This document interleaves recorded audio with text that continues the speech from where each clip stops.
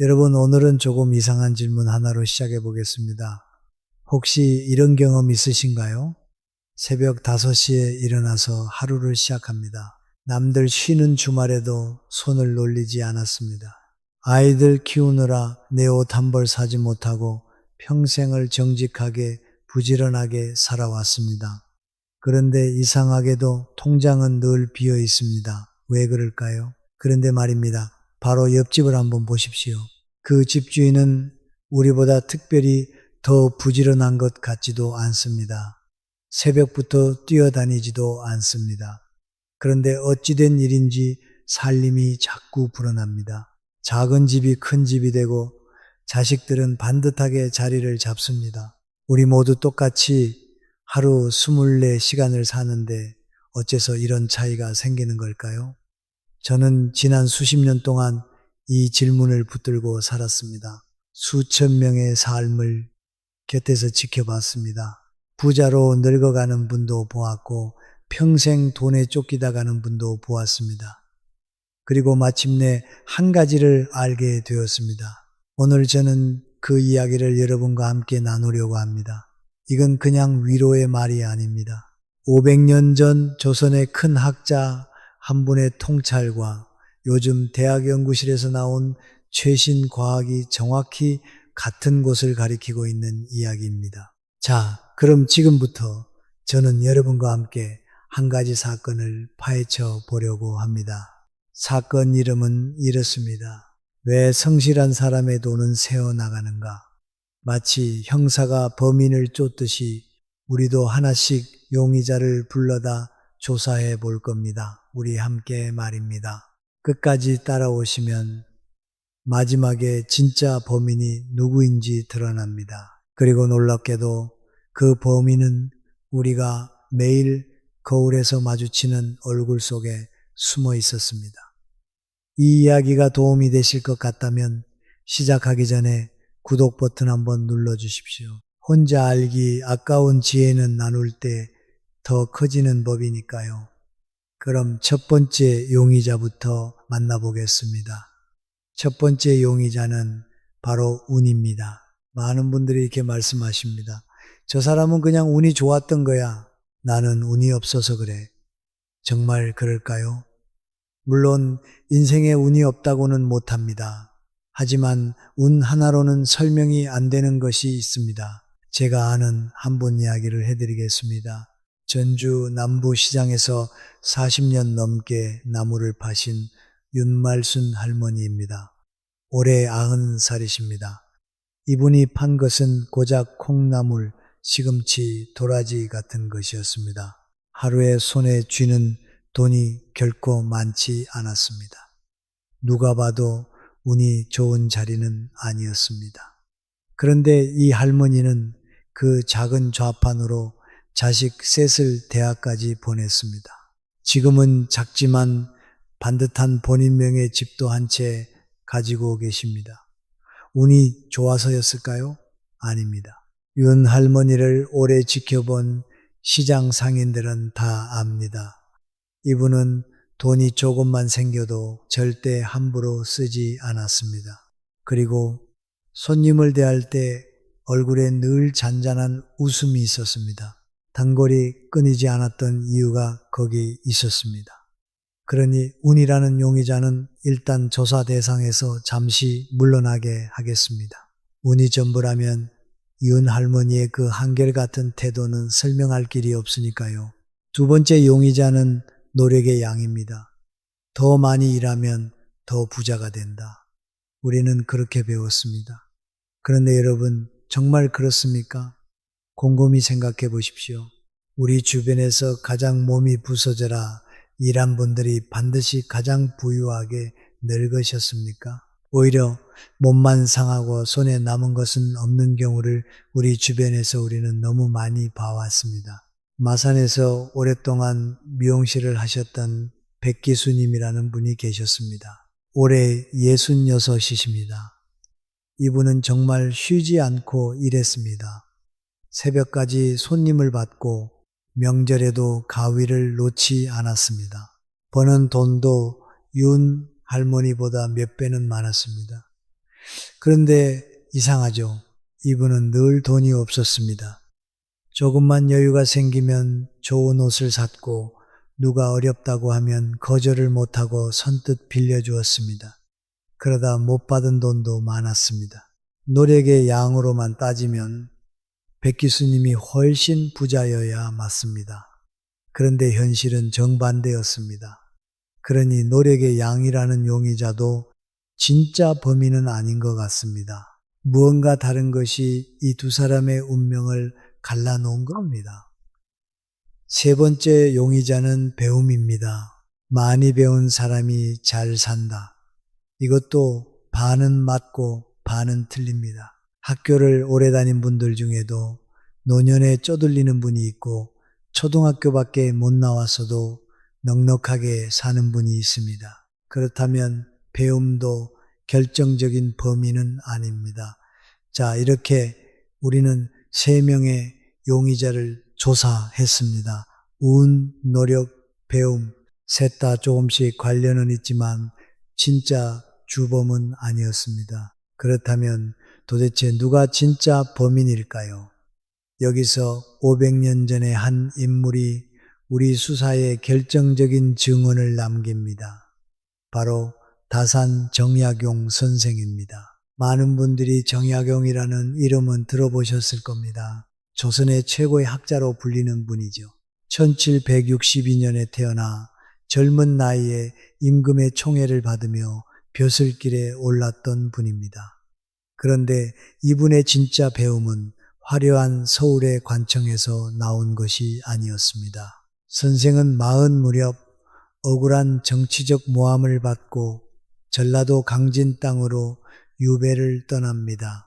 무려 18년입니다. 아무 연고도 없는 낯선 땅에서 죄인의 몸으로 18년을 보내야 했습니다. 보통 사람 같으면 그 세월을 원망으로 다 태워버렸을 겁니다. 그런데 정약용 선생은 달랐습니다. 그 긴 시간 동안 선생은 강진의 백성들을 하나하나 유심히 들여다봤습니다. 양반도 만나고 어부도 만나고 장사꾼도 만나고 평생 가난한 농부도 만났습니다. 그리고 선생은 끊임없이 질문했습니다.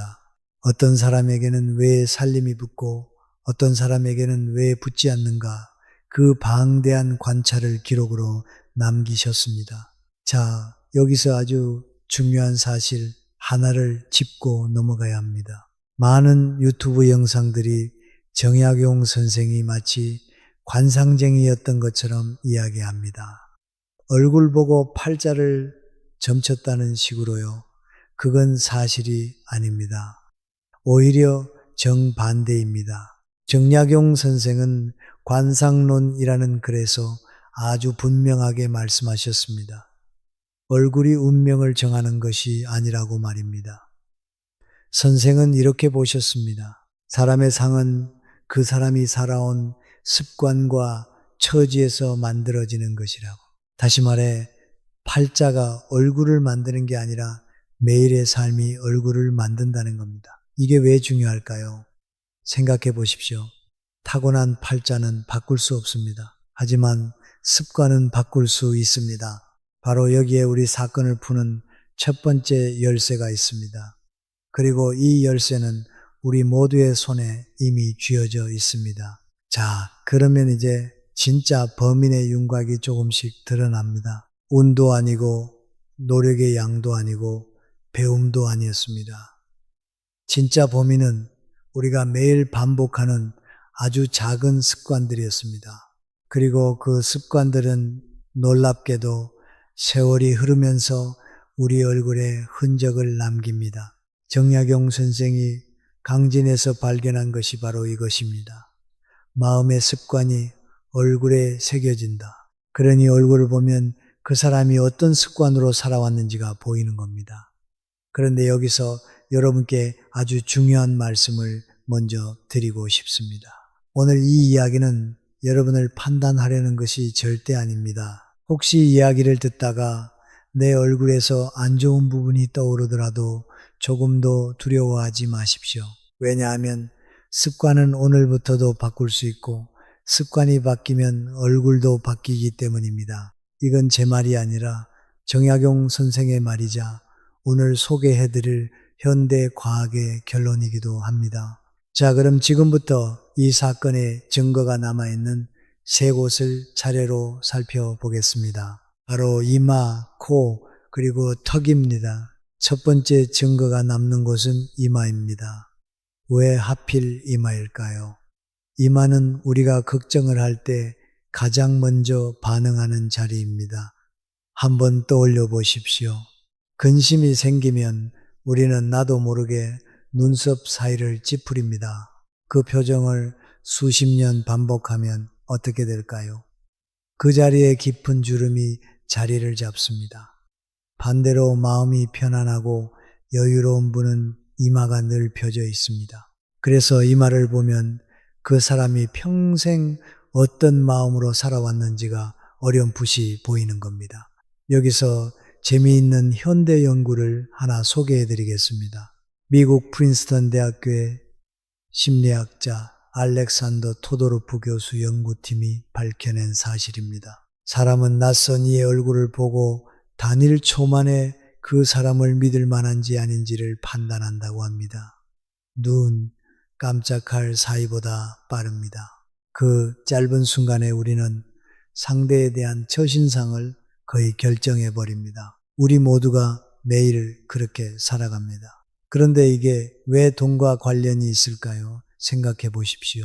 장사를 하든 사람을 만나든 우리는 늘 누군가의 첫인상 판단을 받습니다. 편안하고 밝은 인상을 가진 사람에게는 사람들이 마음을 엽니다. 다시 찾아오고 소개해주고 기회를 나눠줍니다. 반대로 늘 찌푸리고 불안해 보이는 사람에게는 사람들이 조금씩 거리를 둡니다.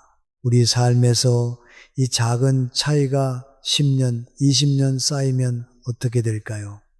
그 사람에게 흘러드는 기회의 양이 완전히 달라집니다.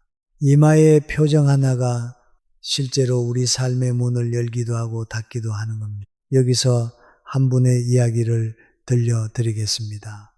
수원에 사시는 조영자님이라는 분입니다. 올해 60이십니다. 이분이 저를 찾아오셨을 때 얼굴이 참 어두웠습니다. 갱년기가 겹치면서 잠도 안 오고 온갖 걱정이 밀려온다고 하셨습니다. 돈 걱정, 자식 걱정, 건강 걱정, 이마에 주름이 유난히 깊었습니다. 본인도 거울을 보기가 싫다고 하셨습니다. 저는 조영자님께 아주 작은 것 하나를 부탁드렸습니다. 대단한 게 아닙니다. 매일 밤 잠들기 전에 그날 감사했던 일 3가지만 떠올려 적어 보시라고요. 처음엔 이분이 이렇게 말씀하셨습니다. 아니, 감사할 일이 뭐가 있다고요? 저는 웃으며 말씀드렸습니다. 오늘 아침 2다리로 걸었으면 그것도 감사한 일입니다. 석 달 뒤에 조영자님이 다시 오셨습니다. 놀랍게도 얼굴이 달라져 있었습니다. 이마가 눈에 띄게 펴져 있었습니다. 본인 말로는 신기하게도 잠이 잘 오고 사람들이 요즘 얼굴 좋아졌다는 말을 자주 한다고 하셨습니다. 이게 그냥 기분 탓일까요? 아닙니다. 현대과학이 이걸 증명합니다. 미국의 두 심리학자 에먼스와 맥컬러프 교수가 진행한 유명한 연구가 있습니다. 사람들을 두 무리로 나눴습니다. 한쪽은 매주 감사한 일을 적게 하고 다른 쪽은 짜증나고 힘들었던 일을 적게 했습니다. 몇 주 뒤 결과는 분명했습니다. 감사한 일을 적은 사람들이 더 행복했고 더 낙관적이었고 심지어 몸까지 더 건강해졌습니다. 잠도 더 잘 잤습니다. 왜 이런 일이 생길까요? 쉽게 말씀드리겠습니다. 우리가 늘 걱정하고 불안해하면 몸에서는 긴장 호르몬이 계속 나옵니다. 이 호르몬이 오래 쌓이면 어떻게 되는지 아십니까? 판단력이 흐려집니다. 마음이 조급해지고 눈앞의 것만 보게 됩니다. 우리가 돈을 다룰 때 가장 위험한 상태가 바로 이겁니다. 반대로 마음이 편안한 사람은 멀리 보고 침착하게 판단합니다. 그러니 이마가 밝다는 것은 단순히 인상이 좋다는 뜻이 아닙니다. 그 사람의 판단력과 여유가 얼굴에 드러난 것입니다. 그렇다면 이마의 어둠은 영영 못 바꾸는 걸까요? 절대 아닙니다. 물론 타고난 뼈의 생김새는 못 바꿉니다. 하지만 이마에 흐르는 기운과 빛은 오늘 밤부터도 바꿀 수 있습니다. 조영자님이 그 증거입니다. 그래서 제가 여러분께 드리는 첫 번째 처방은 이겁니다.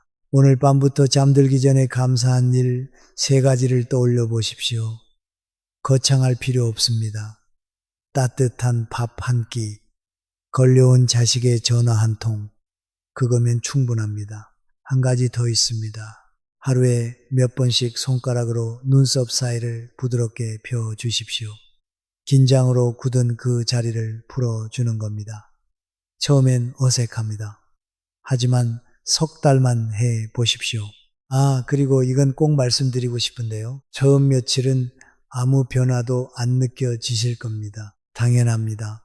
나무가 자라는 걸 우리 눈으로 보지 못하는 것과 같습니다.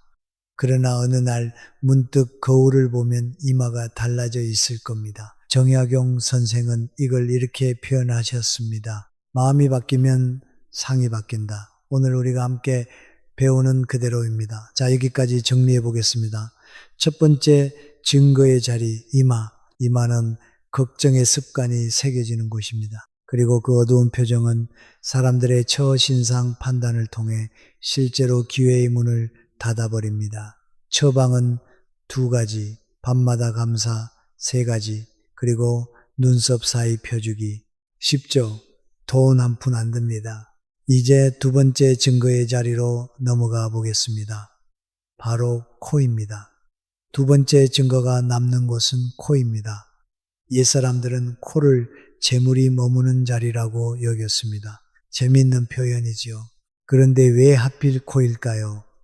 제 생각은 이렇습니다. 코는 그 사람의 중심을 나타냅니다. 얼굴 한가운데에 서 있으니까요. 그리고 이 중심이 흔들리지 않는 사람. 다시 말해 자기 절제가 몸에 밴 사람은 코가 반듯하고 단단해 보입니다. 반대로 마음이 늘 조급하고 충동적인 사람은 그 조급함이 얼굴 전체의 인상을 흔들어 놓습니다. 여기서 우리 사건의 2 인물을 다시 불러와 보겠습니다. 전주의 윤말순 할머니와 마산의 백기수님 기억하시죠? 한 분은 적게 벌어도 부자가 되었고 한 분은 많이 벌어도 늘 빈손이었습니다. 2 분의 진짜 차이가 바로 여기 코가 상징하는 자리에 있었습니다. 그건 바로 절제였습니다. 윤 할머니는 돈이 생기면 반드시 얼마를 떼어 따로 두었습니다. 백기수님은 돈이 생기면 먼저 썼습니다. 이 작은 습관 하나가 40년 뒤 사람의 통장을 완전히 갈라놓은 겁니다. 그런데 여러분, 여기서 아주 중요한 이야기를 하나 해야겠습니다. 많은 분들이 이렇게 생각하십니다. 절제는 타고나는 거야. 의지가 강한 사람은 따로 있어. 저 사람은 원래 참을 수 있는 거고 나는 원래 못 참는 거야. 정말 그럴까요? 여기에 대해 아주 유명한 실험이 하나 있습니다. 혹시 마시멜로 실험이라고 들어보셨습니까? 미국의 한 대학에서 아이들 앞에 달콤한 과자를 하나 놓아둡니다. 그리고 말합니다. 지금 안 먹고 참으면 이따가 2개를 줄게. 어떤 아이는 참았고 어떤 아이는 바로 먹어버렸습니다. 오랫동안 사람들은 이렇게 믿었습니다. 참을성 있는 아이가 커서 더 성공한다고요. 절제력은 타고나는 성공의 열쇠라고요. 그런데 말입니다. 최근에 이 실험을 완전히 다시 뒤집는 연구가 나왔습니다. 이 부분이 오늘 이야기에서 정말 중요합니다. 2018년 무렵 미국의 와츠와 덩컨 교수 연구팀이 훨씬 더 많은 아이들을 대상으로 이 실험을 다시 해봤습니다. 무려 10배 가까운 아이들을 조사했습니다. 그랬더니 놀라운 결과가 나왔습니다. 참을성 자체는 성공을 그렇게 크게 좌우하지 않았습니다.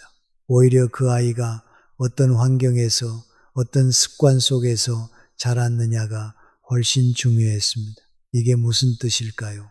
쉽게 풀어드리겠습니다. 절제는 타고나는 성격이 아니라는 겁니다. 절제는 환경과 습관으로 길러지는 힘이라는 겁니다. 이건 정말 반가운 소식입니다. 왜냐하면 타고난 성격은 못 바꾸지만 습관은 오늘부터 만들 수 있으니까요. 그러니 나는 원래 못 참는 사람이야 하는 그 생각을 오늘 여기서 내려놓으십시오. 절제하는 코는 지금부터도 얼마든지 만들 수 있습니다. 그렇다면 어떻게 절제하는 습관을 만들까요? 제가 아주 구체적인 방법 2가지를 알려드리겠습니다. 막연히 아껴라, 참아라 이런 말은 소용이 없습니다. 우리에겐 실제로 작동하는 방법이 필요합니다. 우리 나이에는 더욱 그렇습니다. 자, 잘 들어주십시오. 첫 번째 방법은 하루 멈춤입니다. 무언가를 사고 싶은 마음이 불쑥 들 때가 있습니다. 그럴 때 그 자리에서 바로 사지 마십시오. 딱 하루만 기다려보는 겁니다. 내일 이 시간에도 여전히 꼭 필요하다고 느껴지면 그때 사십시오. 그런데 신기하게도 대부분은 하루가 지나면 그 마음이 사라집니다. 충동은 파도와 같아서 잠깐 기다리면 저절로 빠져나갑니다. 이 하루의 멈춤이 쌓이면 새어나가던 돈이 조금씩 남기 시작합니다. 2번째 방법은 더 강력합니다. 미국의 행동경제학자 세일러 교수와 베나르치 교수가 만든 아주 유명한 방법입니다. 이름을 쉽게 옮기면 내일 더 저축하기입니다. 핵심은 이렇습니다. 사람은 지금 당장 돈을 떼는 걸 아주 힘들어합니다. 그래서 이분들은 아이디어를 냈습니다. 지금 월급이 아니라 앞으로 오를 월급에서 미리 저축을 약속하게 한 겁니다. 그리고 그 저축이 자동으로 빠져나가게 만들었습니다. 결과가 어땠을까요? 정말 놀랍습니다. 이 방법을 쓴 사람들의 저축률이 몇 년 사이에 3배 넘게 뛰었습니다. 처음엔 월급의 3% 남짓 저축하던 사람들이 나중엔 14% 가까이 저축하게 됐습니다. 의지가 강해져서가 아닙니다. 자동으로 빠져나가게 만들었기 때문입니다. 여기에 우리를 위한 지혜가 있습니다. 절제는 의지력 싸움이 아니라 우리가 구조를 만드는 일이라는 겁니다. 그러니 여러분께 이렇게 권해드립니다. 아주 적은 돈이라도 좋습니다. 매달 수입의 단 1%라도 손이 닿지 않는 통장으로 자동으로 옮겨지게 해 두십시오. 금액이 중요한 게 아닙니다. 이 작은 장치가 여러분의 몸과 마음에 신호를 보냅니다. 나는 재물을 지킬 줄 아는 사람이다 하는 신호를요.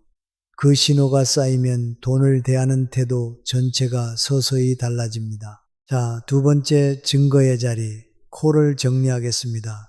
코는 절제의 중심입니다. 그런데 절제는 타고나는 게 아니라 만들어지는 힘입니다. 최신 연구가 그걸 증명했습니다. 처방은 2가지, 사고 싶을 땐 하루만 멈추기, 그리고 아주 적은 돈이라도 자동으로 저축되게 만들기 어렵지 않죠. 이제 마지막 3번째 증거의 자리로 가보겠습니다. 바로 턱입니다.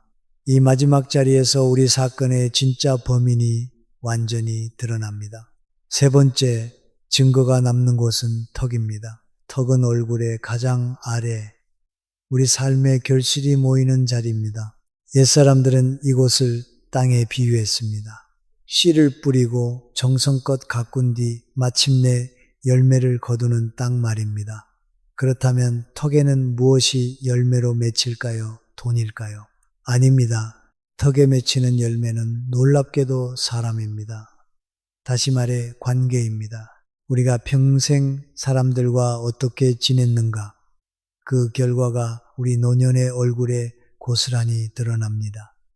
여기서 우리 사건은 아주 중요한 전환을 맞습니다. 지금까지 우리는 돈 이야기를 했습니다. 그런데 마지막 증거는 돈이 아니라 사람을 가리킵니다. 왜 그럴까요? 바로 여기에 진짜 범인이 숨어 있기 때문입니다. 자, 놀라지 마십시오. 이 세상에서 가장 오래, 가장 깊이 사람을 연구한 조사가 하나 있습니다. 미국 하버드 대학교에서 무려 85년 동안 이어온 연구입니다. 이 연구가 얼마나 대단한지 아십니까? 1930년대에 시작해서 수백 명의 삶을 요람해서 무덤까지 따라갔습니다. 이 사람이 젊을 때 어땠고 중년에 어땠고 노년에 어떻게 되는지를 80년 넘게 지켜본 겁니다. 연구를 이끈 로버트 월딩거 교수가 내린 결론은 온 세상을 놀라게 했습니다. 그 결론이 무엇이었을까요? 노년의 행복과 건강을 결정하는 가장 강력한 요인은 돈이 아니었습니다. 명예도 아니었고 머리가 좋고 나쁨도 아니었습니다. 바로 따뜻한 인간관계였습니다. 더 놀라운 사실이 있습니다. 50살 무렵에 인간관계가 좋았던 사람이 80살에 가장 건강했습니다. 콜레스테롤 수치보다 관계의 온기가 노년의 건강을 더 정확하게 예측했습니다. 이게 무슨 뜻이겠습니까? 정약용 선생이 500년 전 덕을 보며 하신 말씀을 하버드가 85년 연구로 증명해 낸 겁니다. 그런데 관계가 왜 돈과도 연결될까요? 생각해 보십시오. 노년에 홀로 외로운 사람과 곁에 사람이 많은 사람, 누가 더 안정적으로 살까요? 곁에 사람이 있으면 위기가 닥쳐도 손을 잡아줄 리가 있습니다. 정보도 흘러들고 도움도 오갑니다. 반대로 아무리 통장에 돈이 있어도 그 돈을 함께 쓸 사람이 없으면 그 노년이 풍요롭다고 할 수 있을까요? 턱이 가리키는 진실은 이겁니다. 사람이야말로 가장 큰 재산이라는 것. 두 분의 이야기를 나란히 놓아보겠습니다. 먼저 강릉에서 오랫동안 김밥집을 하신 한복임 할머니입니다. 올해 69이십니다. 이분은 젊어서 남편을 일찍 보내고 혼자 아이들을 키우셨습니다. 가난했고 눈물 흘린 날도 많았습니다. 그런데 이분은 한 가지를 놓지 않으셨습니다. 사람에게 따뜻한 말을 건네는 것, 손님에게도 이웃에게도 늘 정을 나누셨습니다. 지금 이분의 노년은 어떨까요? 자식들이 번갈아 찾아오고 손주들이 늘 곁에 있습니다.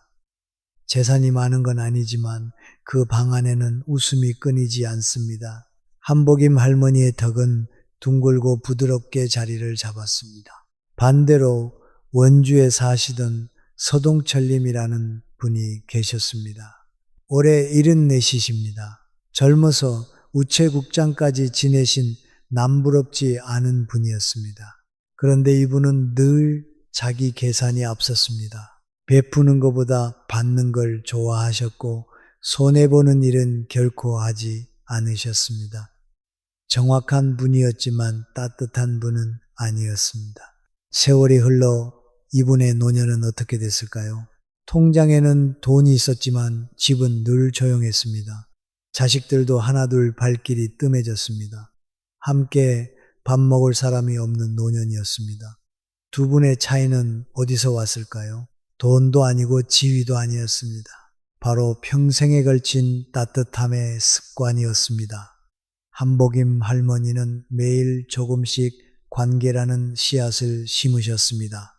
서동철님은 그 씨앗을 심지 않으셨습니다. 그리고 그 결과가 노년의 얼굴과 삶에 그대로 나타난 겁니다. 덕은 거짓말을 하지 않습니다. 심은 대로 거둡니다. 그렇다면 이미 나이가 든 우리는 어떻게 해야 할까요? 우리에겐 너무 늦은 걸까요? 절대 아닙니다. 메마른 땅도 정성껏 돌보면 다시 기름진 땅이 됩니다. 제가 드리는 처방은 아주 간단합니다. 오늘 당장 휴대전화를 꺼내보십시오. 그리고 오랫동안 연락 못한 자식에게 혹은 소식이 끊긴 옛 친구에게 짧은 문자 하나를 보내십시오. 잘 지내고 있니? 문득 내 생각이 났다. 이 한 줄이면 충분합니다. 거창한 게 필요한 게 아닙니다. 이 작은 온기들이 하나둘 쌓여 여러분의 노년을 둘러쌀 사람들을 만들어냅니다. 그리고 신기하게도 사람에게 따뜻해지면 얼굴이 부드러워집니다. 웃는 일이 많아지면 그 근육이 발달하면서 턱과 입가가 자연스럽게 풍성해집니다. 이건 그냥 하는 말이 아닙니다. 관계의 온기가 얼굴을 바꾸고 그 얼굴이 다시 사람을 부르는 좋은 순환이 시작되는 겁니다. 자, 세 번째 증거의 자리. 턱을 정리하겠습니다. 턱은 관계의 열매가 맺히는 곳입니다. 그리고 하버드의 85년 연구가 밝혔듯 노년의 진짜 재산은 돈이 아니라 사람입니다. 처방은 하나, 오늘 누군가에게 따뜻한 문자 한 통 보내기. 이제 우리는 세 곳의 증거를 모두 살펴봤습니다. 우리 얼굴에 이마, 코, 턱, 감사, 절제, 그리고 온기. 그런데 여러분, 이 세 증거가 한 곳을 가리키고 있다는 걸 눈치채셨습니까? 이제 마침내 진짜 범인의 정체를 밝힐 시간입니다. 여기서 잠깐 아주 중요한 질문 하나를 짚고 넘어가야겠습니다. 그럼 이 세 곳 중에 어디가 제일 중요한가요? 하고 물으실 수 있습니다. 좋은 질문입니다. 제 대답은 이렇습니다. 어느 하나가 아니라 세 곳의 균형이 중요합니다. 왜냐하면 이마와 코와 턱은 따로 노는 게 아니라 하나로 이어져 있기 때문입니다. 쉽게 풀어드리겠습니다. 이마만 밝고 코와 턱이 약한 사람을 생각해 보십시오. 마음은 넉넉해서 좋은 기회가 자꾸 들어오는 법입니다. 그런데 절제가 약하니 그 복이 담기지 않고 새어나갑니다. 곁에 사람도 적으니 노년이 쓸쓸해집니다. 반대로 코만 단단해서 아끼기만 하는 사람은 어떨까요? 돈은 모을지 몰라도 마음이 늘 긴장되어 있고 사람에게 인색합니다. 그 돈을 함께 누릴 사람이 없습니다. 그러니 세 곳을 함께 돌봐야 합니다.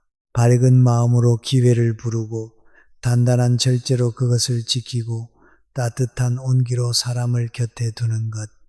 이 세 가지가 어우러질 때 비로소 삶이 풍요로워집니다. 옛사람들은 이걸 하늘과 땅과 사람이 하나로 어우러진다고 표현했습니다. 멋진 말이죠. 그런데 제가 수많은 분들을 지켜보며 깨달은 게 하나 있습니다. 처음부터 세 가지를 다 갖춘 분보다 오히려 한두 가지가 부족했지만 그걸 알고 채워나간 분들이 더 단단한 풍요를 누리시더라는 겁니다. 왜 그럴까요? 자신의 부족함을 알았기에 의식적으로 노력했기 때문입니다. 그 노력의 과정에서 마음이 자랐고 그 성장이 다시 얼굴에 새겨진 겁니다. 그러니 오늘 이야기를 들으며 내가 부족한 것이 보이셨다면 그건 나쁜 소식이 아닙니다. 오히려 반가운 소식입니다. 바꿀 것을 정확히 알게 되셨으니까요. 정약용 선생이 유배지에서 18년을 견디며 끝내 무너지지 않았던 이유가 여기 있습니다. 선생은 자신에게 주어진 처지를 원망하는 대신 매일 자신이 바꿀 수 있는 것에 집중했습니다. 글을 쓰고 사람을 만나고 배우고 가르쳤습니다. 그 18년이 선생을 조선 최고의 학자로 완성한 겁니다. 우리도 마찬가지입니다. 지금까지의 어려움이 우리를 깎아낸 것이 아닙니다. 그 어려움이 오히려 오늘의 우리를 여기까지 빚어낸 것입니다. 그리고 지금 이 자리에서 우리는 새로운 시작 앞에 서 있습니다. 우리 세대는 어떤 어려움도 견뎌낸 강한 세대입니다. 자, 그럼 이제 우리 이야기가 향하는 마지막 결론으로 함께 가보겠습니다. 자, 이제 사건의 결말입니다. 우리는 처음에 물었습니다. 왜 성실한 사람의 돈은 새어나가는가? 용의자로 운을 불렀고 노력의 양을 불렀고 배움을 불렀습니다. 하지만 셋 다 진짜 범인은 아니었습니다. 그리고 세 곳의 증거를 따라가며 우리는 마침내 진짜 범인을 찾았습니다. 진짜 범인은 우리가 매일 반복하는 우리 마음의 습관이었습니다. 걱정하는 습관, 조급한 습관, 인색한 습관, 이 세 가지가 오랜 세월 얼굴에 새겨지고 삶의 방향을 조용히 결정한 겁니다. 그런데 여러분, 여기서 놀라운 반전이 하나 있습니다. 범인을 잡았는데 그 범인이 사실은 우리를 구원할 열쇠이기도 하다는 겁니다. 왜냐하면 습관은 바로 우리 자신이 만드는 것이기 때문입니다. 팔자가 습관을 만드는 게 아니라 습관이 삶을 만듭니다. 그러니 습관을 바꾸면 삶도 바뀝니다. 이 지점에서 다시 정약용 선생이 등장합니다. 정약용 선생의 사상에서 가장 빛나는 개념이 하나 있습니다. 바로 자주직원입니다. 조금 어려운 말이지만 뜻은 아주 단순합니다. 사람에게는 스스로 선택할 힘이 있다는 겁니다. 선생은 이렇게 보셨습니다. 하늘이 사람을 만들 때 착하게 살지 나쁘게 살지를 미리 정해두지 않았다. 그 선택의 권한을 사람 각자에게 주었다. 그러니 내 삶의 방향은 하늘도 아니고 팔자도 아니고 바로 나 자신이 정하는 것이라는 겁니다. 이게 얼마나 대단한 생각인지 아십니까? 500년 전 모든 것이 정해진 팔자라고 믿던 시대에 정약용 선생은 이렇게 외친 겁니다. 아니다. 내 삶은 내가 만든다.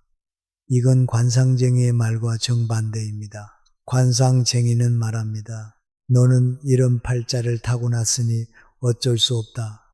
정약용 선생은 말합니다. 너에게는 스스로 바꿀 힘이 있다. 오늘 우리가 나눈 이야기 전체를 관통하는 진실이 바로 이겁니다. 운명은 하늘이 시작할지 몰라도 그 완성은 사람이 하는 겁니다. 자, 그러니 여기서 오래된 오해 3가지를 확실히 바로잡고 넘어가겠습니다. 많은 분들이 얼굴에 대해 잘못 알고 계신 것들입니다. 첫 번째, 오해. 얼굴은 타고나서 못 바꾼다. 아닙니다. 뼈는 못 바꿔도 그 위에 흐르는 표정과 빛은 습관으로 바뀝니다. 조영자님의 이마가 그 증거였습니다. 두 번째 오해. 얼굴은 화장으로 바꾸면 된다. 아닙니다. 화장은 잠깐 가릴 뿐입니다. 오늘 우리가 말한 이마의 빛, 코의 절제, 턱의 운기는 화장으로 만들 수 없습니다. 그건 오직 매일의 습관에서 배어 나오는 것입니다. 세 번째 오해. 이 지식은 남을 판단하는 데 쓰는 것이다. 이건 가장 위험한 오해입니다. 정약용 선생의 가르침은 남을 재단하는 칼이 아닙니다. 오직 나 자신을 비추는 거울입니다. 남의 얼굴을 보며 저 사람은 복이 없겠다 하고 판단하는 순간 그 서늘한 마음이 오히려 내 얼굴을 어둡게 만듭니다.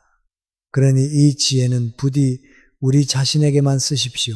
우리의 마음을 비추는 거울로만 쓰십시오. 이제 오늘 우리가 함께 걸어온 길을 마지막으로 정리해 드리겠습니다. 마치 사건 파일을 덮듯이 말입니다.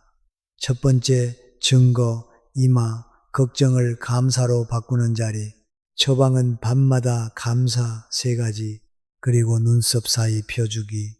두 번째 증거, 코, 충동을 절제로 바꾸는 자리, 처방은 사고 싶을 때 하루 멈추기, 그리고 아주 적은 돈이라도 자동으로 저축되게 만들기. 세 번째 증거, 턱, 외로움을 온기로 바꾸는 자리. 처방은 오늘 누군가에게 따뜻한 문자 한 통 보내기. 이 3가지를 보십시오. 하나같이 돈이 들지 않습니다. 하나같이 오늘 당장 시작할 수 있습니다. 그리고 하나같이 며칠 안에는 티가 안 납니다. 바로 그래서 대부분의 사람이 중간에 그만둡니다. 하지만 여러분은 이제 아십니다. 나무가 자라는 건 눈에 보이지 않는다는 걸요. 보이지 않는 곳에서 조용히 그러나 분명하게 뿌리가 자라고 있습니다. 우리 함께 석 달만 이어가 보십시오. 반드시 달라집니다.